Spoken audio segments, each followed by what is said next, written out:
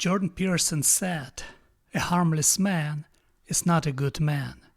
A good man is a dangerous man who has his danger under control." But why a dangerous man would have his danger under control? What's the point? More and more I notice, especially in America, that people take their rights for granted. They never think about their rights. Why do they have them? And this interesting idea that everybody deserves rights all around the world is staggering, because not everyone in the world have ancestors who died for us to have this right as we have now in America. And again, why dangerous men would control their danger if now masculinity is being vilified and ridiculed? What's the point? The problem is the force doctrine. A lot of people don't understand the force doctrine. Force doctrine is you only are able to have rights if there is enough amount of force to enforce those rights across the nation. That's the only way. And the one who enforce this force are dangerous men with a gun. The rights itself don't exist. It's just an idea that humanity invented to peacefully coexist with each other, to create such a prosperity. Because if you look across the nations, across the countries, everybody have different idea of human rights, and therefore they have different amount of prosperity. If there's more respectful right toward their own people, it means this country is getting much more accomplished. Because the idea of personal responsibility is incredibly important, because what it does, it's create individuals. But individuals are only possible when they have certain rights to coexist peacefully with each other, despite your physical ability to defend themselves. Even if you're weak, even if you're small, you still have the same rights to live, to have freedom, and to pursue your happiness. But for this, you need proper force doctrine to train dangerous men to enforce properly those rights, because we're always one step away from tyranny.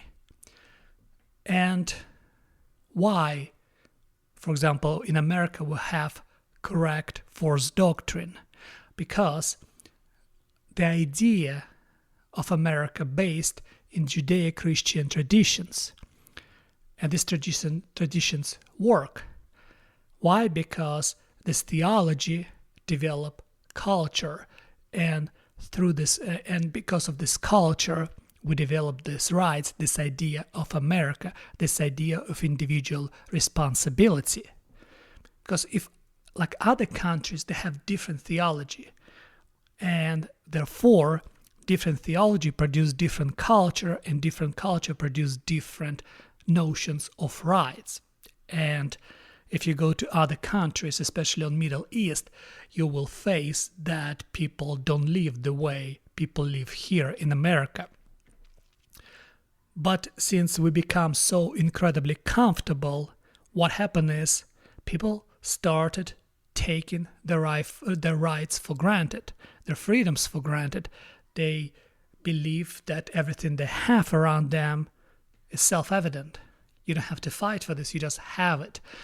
And this notion, this mentality that my rights are self-evident, produce this resentment toward dangerous men who actually protect the rights to live this way.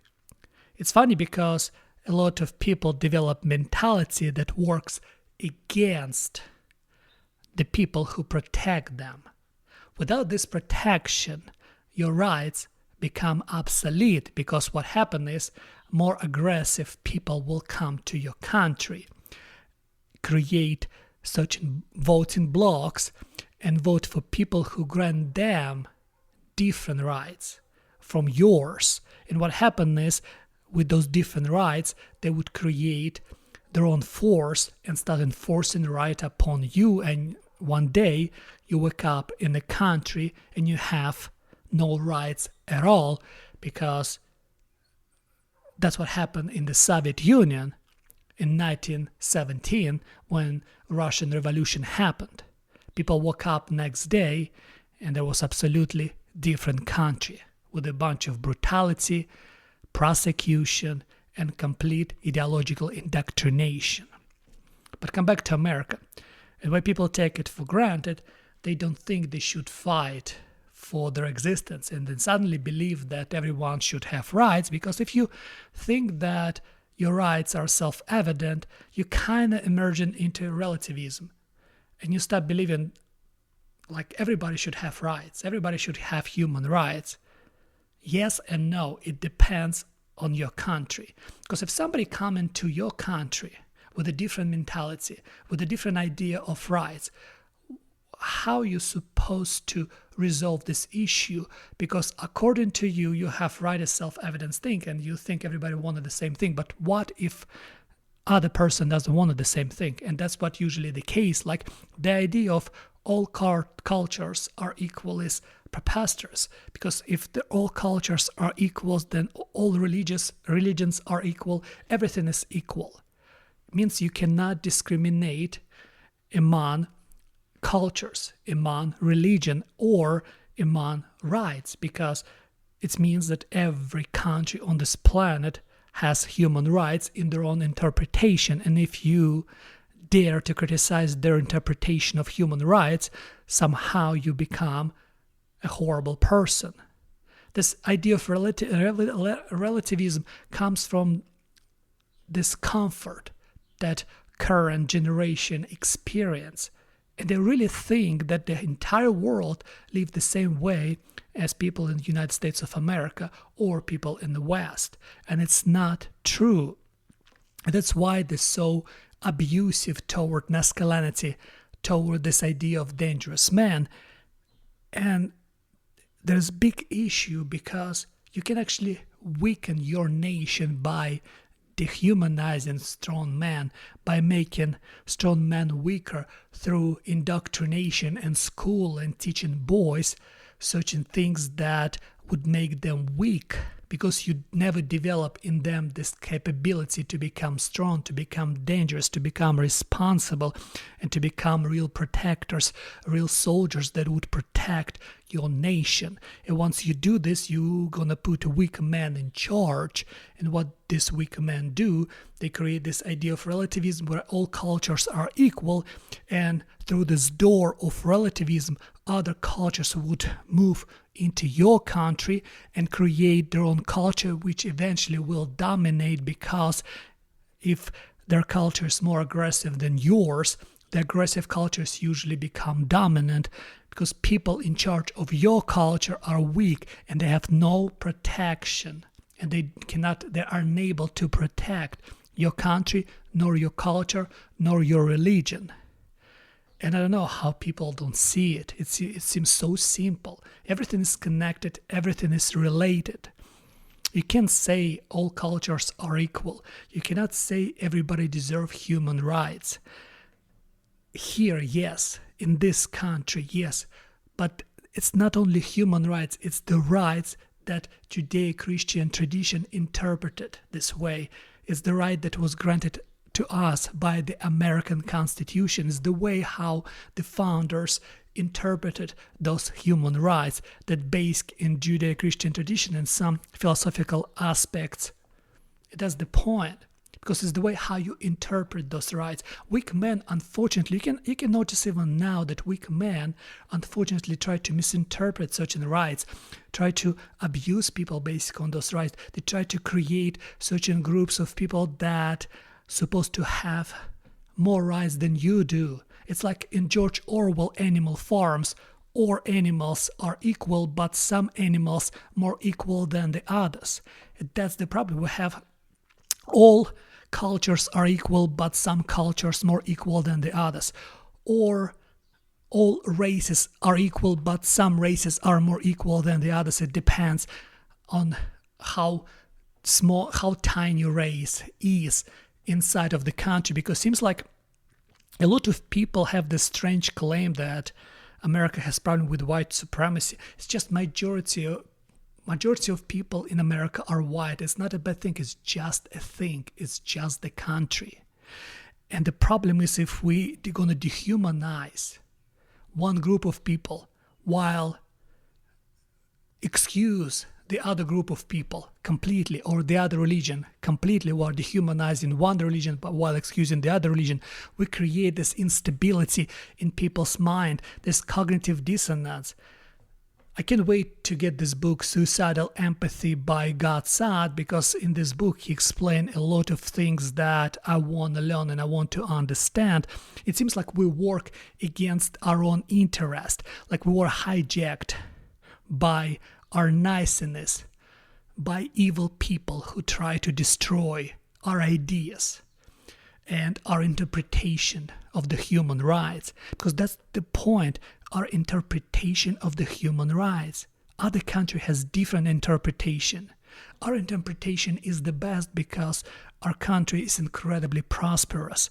That's how you can judge the culture and human rights in each country, because if the country is prosperous, if people in the country are comfortable, it means their interpretation of human rights and culture works.